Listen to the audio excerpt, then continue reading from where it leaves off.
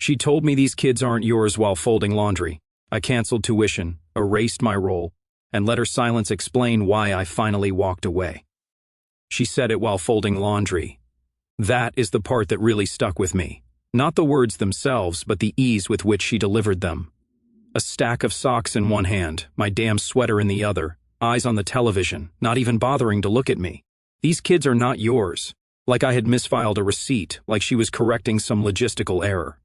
I stood there in the kitchen, holding a pan still warm from dinner, the smell of garlic and butter still hanging in the air. The kids had gone upstairs already. Chloe was FaceTiming her best friend, and Mason was rewatching some YouTuber scream into a headset. Normal night routine, the kind that dulls you into thinking the ground is solid. She did not yell, no drama, just a truth, raw and bare. These kids are not yours. She did not even flinch. And I did not ask for clarification. I did not stammer or argue or plead. I just nodded once, set the pan down, wiped my hands on the towel, said, "Okay." Then I made her a cup of chamomile because she said her head hurt, sat beside her on the couch, watched the rest of the show with her, laughed when she did, kissed her shoulder before bed. She probably thought I was taking the high road. She probably felt vindicated. But when the house finally fell still, when her breathing shifted to that light snore I used to find comforting, I slid out of bed, walked downstairs, opened my laptop, and logged into the tuition portal for Westfield Academy. 2 clicks later, the upcoming payment of $11,200 for the spring semester was gone. Authorization revoked, future payments disabled. Then I opened the shared drive I used with my accountant, uploaded every receipt from the past 8 years. Soccer uniforms, orthodontics, piano recital, weekend trips, allergy tests, all under my name, all funded by me. She said the kids were not mine. I decided to believe her. And to the 98% of you watching who have not hit that subscribe button, help me reach my first 10,000 subscribers. It is a small click for you, but it pushes my team to keep creating stories like this with everything we have got. Seriously, it matters. The next morning, I was buttering toast while Chloe argued with Mason about screen time. My wife strolled in with her usual half-smile, stealing a bite of my breakfast like nothing had happened. I handed her coffee, kissed the top of her head. "You are sweet," she said absently, scrolling through her phone. "See, I knew you would get over it." Over it? Like it was a mood, a moment, a stub toe on the path of marriage. She did not realize what I had taken from that moment. She did not realize she had just given me permission. Not to stop loving the kids, but to stop pretending I did not notice the quiet erasures. The way she had started calling me he when speaking to friends. How my framed photos disappeared from her office. How the school started copying only her on emails. She had been rewriting the story for a while. She just did not expect me to hand her the pen back. The Westfield parent portal had this pastel blue interface like a pediatrician's office. Cheerful fonts, little icons shaped like books and backpacks. I had logged in hundreds of times, paid every invoice before the paper one even made it to our mailbox. Field trip to the District of Columbia, done. Chloe's iPad rental for remote learning, sure. Mason's aftercare during flu season when my wife could not be bothered to pick him up, always me. This time I scrolled straight to the billing tab, no hesitation. Upcoming payment of $24,000, spring term due in 4 weeks. I clicked the authorization settings drop-down, withdraw future payment authorization. One more prompt, are you sure? Yes. Final confirmation. Yes, I am sure. The screen flickered, the portal refreshed. A friendly message popped up. Payment authorization successfully canceled. There was no explosion, no alert, just silence, like walking out of a room and softly shutting the door behind you. I took screenshots of every invoice I had paid since 2013, archived them into a folder I renamed History. Then I forwarded the entire folder to my financial advisor with one simple instruction: freeze the Westfield Education Trust. Do not disperse further funds. He called me within the hour. "Sir," he said gently, just confirming. "This means both kids, correct?" I did not even flinch. "Correct." He hesitated. "I am sorry. I just want to be clear. You and your wife, everything okay?" I paused, then said, "She made it clear I am not their father, so I am acting accordingly. No emotion, just words, clipped and clean." There was a pause on the other end, then understood. "I will make a note in the system." I leaned back in my chair, cracked my knuckles, and stared at the framed photo on the bookshelf. Chloe, age 6, missing a tooth, laughing at something off camera. Mason in a dinosaur hoodie, both sitting on my shoulders in Yosemite. That had been a good trip. I did not stop loving them. I just stopped being a fool about it because you can love someone else's children with your whole soul and still be told you are temporary. And that night, my wife came downstairs wearing a robe and a face mask, kissed me on the head like nothing had shifted. "What are you working on?" "Just taxes." She laughed. "That time of year again." "Yeah," I said. "Got to make sure everything is in the right name." She did not even catch it. Not yet. She floated downstairs in yoga pants and a messy bun, humming some tune from the 2000s like it was still her decade. The smell of cinnamon toast and fresh coffee wafted through the kitchen. I was at the counter slicing apple wedges into the kids' lunchboxes. Mason was already in his uniform trying to explain to Chloe why Pluto being a planet mattered more than algebra. The usual breakfast debate. "Morning," she said, leaning over to grab a mug. "You are up early." "Did not sleep much," I replied. She did not probe, just sipped, scrolled, smiled. To her, it was over. Just another bump in the marital road. A weird conversation and an unusually long silence. She thought I was sulking. Maybe she chalked it up to hormones or age or ego. "He is sensitive sometimes," I imagine her saying to one of her work buddies later, probably over lunch, probably with a pitying smile. "You know how men get. He will get over it." What she did not see was the paper trail I left behind, the timestamp on the portal cancellation, the trust suspension notice marked irrevocable, the invisible line I had drawn that night and never planned to cross again. By the time she pulled into the office garage and waved at the receptionist like she had not just detonated our home dynamic, I had already picked up dry cleaning, answered 2 emails from the kids' homeroom teachers, and rescheduled Mason's orthodontist appointment for next Thursday. She still had not caught the scent of smoke from the fire she started. It hit at 1:37 post-meridian. Her phone buzzed during a planning meeting. She glanced down, recognized the number, smiled. Westfield Academy. Probably about a fundraiser, she thought, or Chloe's overdue library books. She excused herself with a laugh, stepped into the hallway, pressed answer. "Hello, this is Miss Callahan." The voice on the other end was professional, measured, polite, but distant. "Hi, Miss Callahan. This is Patrice with the billing department at Westfield. We are just confirming how you would like to handle tuition for the upcoming semester. Your partner removed payment authorization last night. Should we send the updated invoice to your email or home address? There are moments in life when time stutters." Her fingers clenched the phone just a little tighter. Her voice caught in her throat before she found the right pitch. I am sorry." "He what?" "He removed his card and disabled future payments. We are assuming there was a change in financial responsibility. We just need to confirm the next point of contact for tuition processing." Her eyes darted around the hallway like the walls might help her make sense of the sentence. "No, that must be a mistake. He handles all that," she said, trying to sound in control.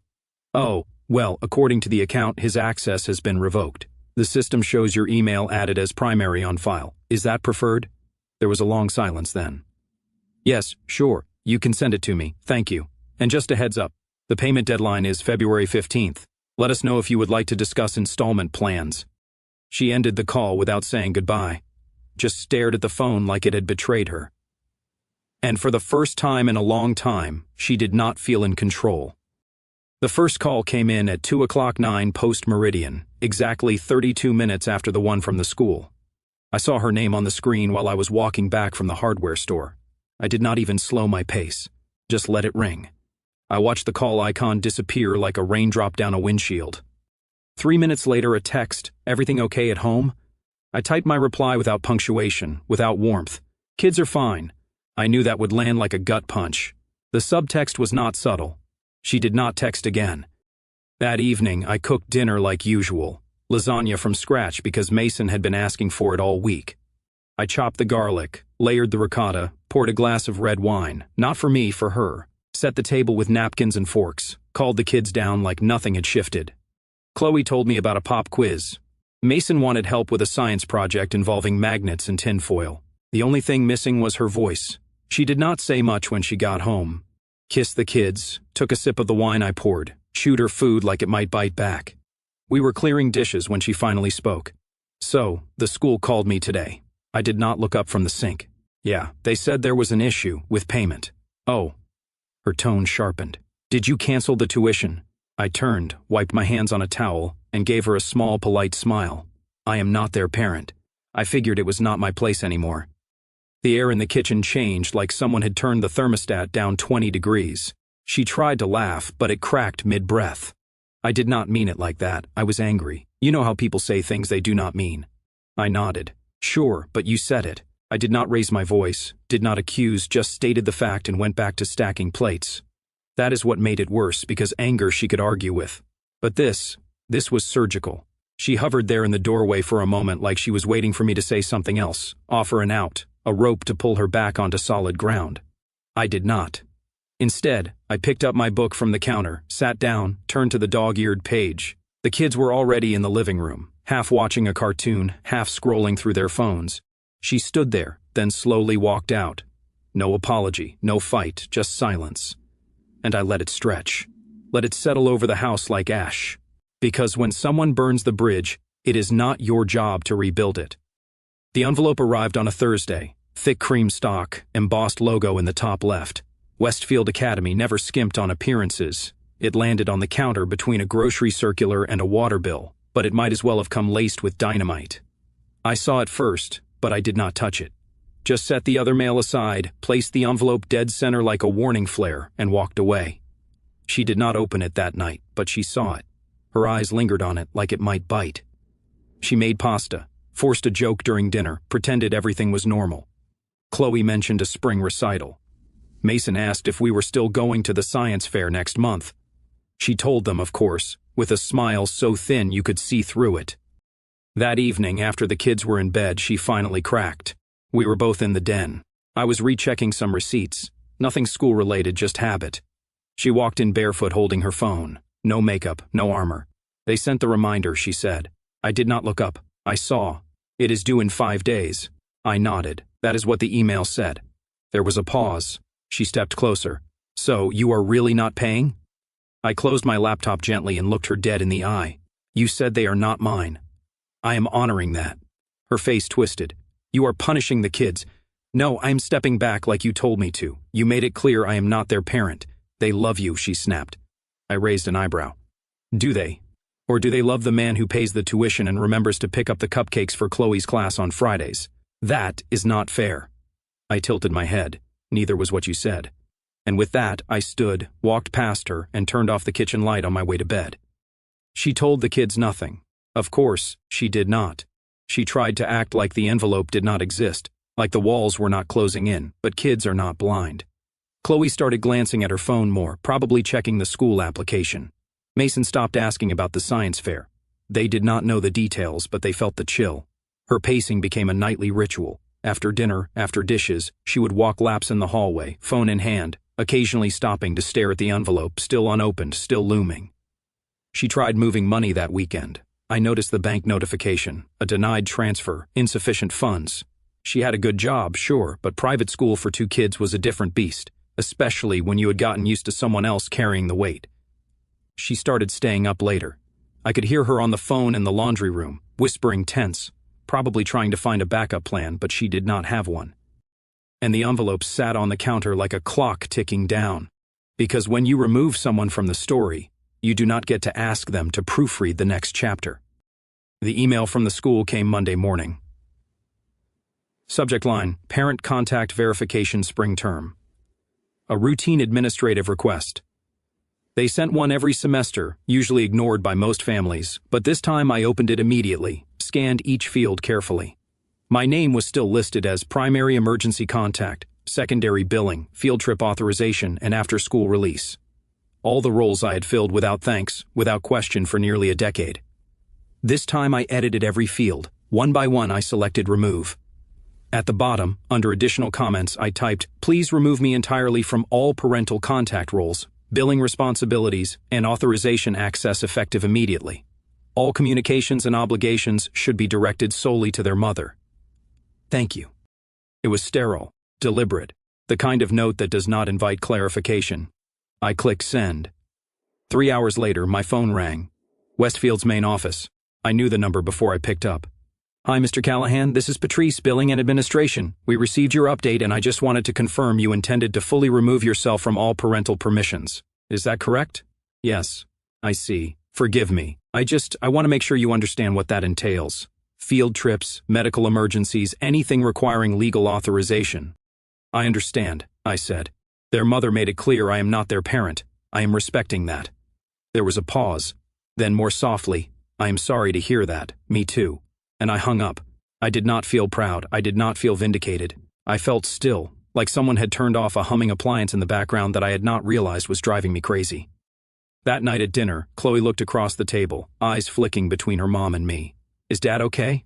I looked up briefly, met her gaze, then returned to my baked chicken like it was the only thing that mattered. Her mother jumped in. He is just being dramatic, honey. I did not respond. Chloe did not believe her because dramatic was never my style, and they knew that if I raised my voice, it was to cheer from the bleachers. If I stepped into a school office, it was to donate or volunteer. I was the guy who filled out the parent surveys, who sent thank you notes to teachers, who remembered to bring peanut-free snacks for the class trip. So when I stopped, they noticed. She knew it too. I caught her that night rereading the school's email on her laptop, lips pressed tight, jaw clenched. She clicked through the contact forms like she was hunting for an error, some hidden checkbox that would undo what I had done. There was not one because I was not just stepping back from payments. I was erasing myself from the narrative she tried to write me out of anyway. And when the school prints the next newsletter, when the parental acknowledgments list names at the bottom, it will not include mine. Not because I forgot, but because she asked me to remember I did not belong. And I finally listened. She left early Saturday morning under the excuse of getting groceries, but I knew better. The bags she returned with were suspiciously light. Milk, bread, a few apples, nothing that required a 2-hour absence, and no receipt. Later that night, I saw a text flash on her phone while it was charging on the counter. I can send $2,000, but that is all. Do not ask Mom. She is still pissed. Laura, her sister, the same sister she had not spoken to in 4 months. Reconciliation by necessity, not affection. Her pride was cracking. I watched her pace in the kitchen later that night, glass of wine in one hand, phone in the other, whispering through clenched teeth. Then came the call I had been expecting. She stepped outside onto the patio. I muted the television. Hey, yeah, it is me. I know it has been a while. Pause. No, everything is fine. Look, I hate to ask you this, but... Longer pause. They said if I cannot pay by Monday, the kids cannot re-enroll. I just need something short-term. I will. Silence. No interruption. Just silence from his end. Then, oh, her voice dropped, right? I understand. Of course. Yeah. No, it is fine. She came back inside, did not say a word, did not look at me, went straight to the bathroom and locked the door. The muffled sound of the faucet running drowned out the sound of her wiping away whatever was left of her dignity. I did not ask how it went. I did not need to. The next day, while cleaning the printer tray, Mason, 12 years old and smarter than most adults I know, found the tuition letter, a printed email, crisp and folded once. He brought it into the living room while she was upstairs, holding it like it was evidence from a crime scene. Mom, he called out. She answered from above. Yeah. He hesitated. Are we leaving school? I froze. She came downstairs slowly, saw what he was holding, and her face blanched. What is that? She asked too sharply. It says we have not paid, he replied, and there is a deadline. She opened her mouth, closed it, tried again. Do not worry about that. It is adult stuff. He did not buy it. Did Dad quit on us? He asked, voice barely above a whisper. And that right there, that broke something. She did not answer, just stood frozen like she had not rehearsed for this scene. Because how do you explain to a child that your ego cost them their education? Later that night, when the house was quiet again, I saw her hunched over her laptop, eyes red, shoulders sagging. She navigated to the Westfield tuition portal and clicked the tuition assistance link. The page took a while to load. She stared at the blinking cursor for a long time before she started filling in the fields: income, dependents, reason for assistance. Her hand hovered above the submit button, but then application deadline passed. February 15th appeared in red across the top of the screen. Too late. She slammed the lid shut like it might reverse the clock. But time does not care about regrets and forms do not accept apologies. The clock had run out, and now the children she claimed were hers. They were starting to see who really stayed and who just spoke. She arrived 15 minutes early, dressed like she was headed to a job interview she had not prepared for. Blouse 1 button too high, blazer wrinkled from the back seat, hair pulled into a tight bun she had not worn in years. She looked like someone trying to wear competence like a costume. Her hands shook as she signed in at the front desk. The receptionist, bright smile, perfectly clipped syllables, asked if she wanted water. She declined. They led her to the conference room where the principal waited along with a billing representative who did not bother to hide the manila folder with their last name printed on the tab. Westfield was polite but not subtle. "Thank you for coming, Miss Callahan," the principal began, clasping her hands across the table. "We understand financial strains happen, and we want to work with families whenever possible." She nodded quickly, too quickly. "Yes, I appreciate that. I just need a little time." The woman from billing flipped through the folder. "Tuition for both Chloe and Mason is currently unpaid. The deadline was last Monday. We are prepared to extend the due date 2 weeks under the condition we receive updated financial documentation." "Yes, of course," she said, digging in her bag for a manila envelope stuffed with recent pay stubs, bank statements, a letter from her employer, everything she had rushed to collect after the portal denied her assistance application. The woman accepted it, began leafing through. "And the father?" the principal asked casually, like she was asking about the weather. She froze, blinked, the pause stretched. "He is not involved anymore." The room chilled. The billing representative looked up slowly. "I am sorry. He has been the only financial contact for the last 10 years. The principal leaned forward gently, but with clear concern. "Was there a change? Is he all right?" She swallowed. Her voice cracked just enough to break the veneer. "That was his decision." No one said anything for a beat too long. The woman from billing nodded slowly and made a note on the form. "All right, well, we will process this and follow up by Friday." The meeting ended with tight smiles and limp handshakes. No warmth, just polite distance. She walked out of the building like someone who had held it together for too long. In the parking lot, she climbed into the driver's seat and gripped the steering wheel. Her eyes stared straight ahead, unmoving, unfocused. Then, slowly, the tears came. Not loud, not dramatic, just quiet, steady streams. She did not bother to wipe away because that conference room was not just about tuition. It was a funeral for the image she had clung to, the story she had told herself, that she was in control, that she did not need him, that she could fix it all with a well-timed smile and a carefully curated lie. But now she had said it out loud. He is not involved anymore. And for the first time in months, maybe years, no one believed it was by accident. Dinner that night was awkward from the first spoonful. Chloe picked at her mashed potatoes. Mason stacked peas into a pyramid which slowly collapsed onto his chicken. The clinking of forks on ceramic was the only soundtrack. No laughter, no teasing. No, guess what happened at school today? Just tension. Thick and sour, like something had gone bad in the fridge and no one could find it.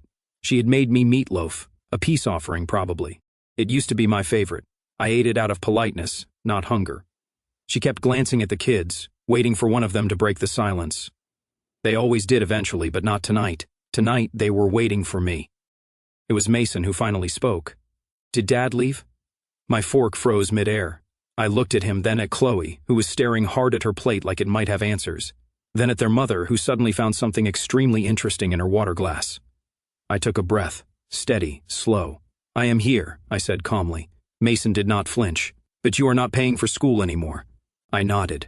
"That is true. Why not?" Chloe asked quietly, not looking up. I glanced at their mother again, still silent. Then I said it. "Because your mom said I am not your father." The air collapsed, like someone had yanked the gravity out of the room. Mason blinked, confused. Chloe's mouth opened, but no sound came out. They both turned to look at her. She did not speak, did not deny it, did not explain.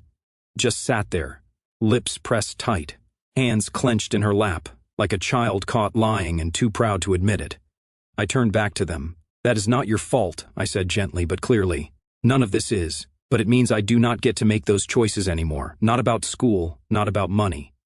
That is what happens when someone says you do not belong." They just stared at me, at her, at the space between. She still did not speak because what could she say? That she did not mean it? That it was a joke? That a decade of love and doctor visits and night tears and birthday cakes meant less than one petty comment? I stood up quietly, took my plate to the sink, rinsed it clean, placed it in the dishwasher, wiped the counter where a drop of ketchup had landed. Then I walked out of the kitchen. No speech, no drama, just the weight of something irreversible settling into the walls. That is the thing about words. They do not unsay themselves, especially not when your kids hear the silence that follows. The envelope from the school arrived on a Friday afternoon. No embossed crest this time. No warm pleasantries. Just a blunt header in all caps. Final notice. Tuition unpaid. Enrollment terminated unless paid in full. No more extensions, no more sympathy, no more polite phone calls. The balance sat there in thick black ink. A final number, $24,000. No wiggle room, no installment plans, no deferments. She stared at it for a full 10 minutes without moving. Then she scrambled. She pulled open drawers, logged into 3 bank applications, made 2 calls to no one who picked up, tried a credit card that had always been her emergency parachute, declined twice. The math did not care how sorry she was. She found me in the garage. I was oiling the hinges on the side gate, something I had been meaning to do for months. It squeaked every time the kids took the trash out, and they always forgot to close it properly. A small task, a bit of normalcy. She did not even knock, just stepped in and stood there with a letter crumpled in her hand.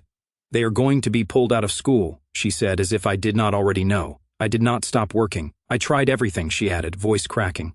My credits maxed. My sister is done helping, and their father, you know what he said. Still, I said nothing. Finally, she dropped the act. "I need your help." The quiet after that sentence was louder than a scream. I set down the oil can, wiped my hands on a rag, and walked past her into the house. She followed, desperate now. "Please, they will be humiliated. Chloe is already talking about her recital. Mason's friends are all there. Do not do this to them." I nodded slowly, then opened the drawer by the hallway desk and pulled out a thick envelope I'd prepared days ago. It had been sitting there, waiting like a loaded chamber. I handed it to her without a word. She looked confused, then tore it open. The first page was a typed note. Short, unmistakable, I was proud to raise them. "You chose to erase me, so now you get to do it all." Her hands trembled as she flipped to the second page. It was a copy of the voided tuition payment. Dated, time-stamped, 9/17 post-meridian. The night she told me they were not mine. She looked up at me, eyes wet, face pale. Something in her wilted, not in an angry way, not indignant, just defeated, because she knew. She knew the exact moment this domino started to fall, and she knew why. I nodded once, a silent confirmation. Then I walked past her, past the photos on the wall, past the half-packed backpack Mason had left by the stairs, past the open door. I did not slam it, did not say goodbye, because there was not anything left to say. Not as a husband, not as a father, just a man who was told he did not belong and finally believed.